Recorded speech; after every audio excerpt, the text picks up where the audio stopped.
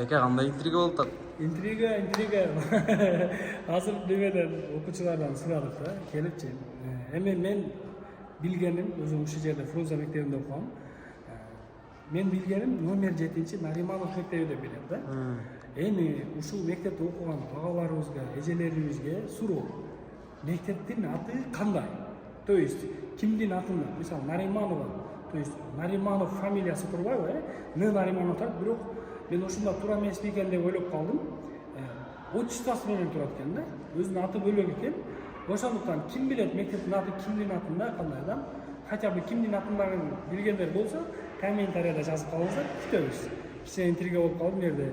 Окуучулар менен, кээ окуучулар деле Н Нариманов деп атат, аты кандай сен? Н Нариманов деп атат да. Ошондон комментарийде күтөм, жазып калыңыздар.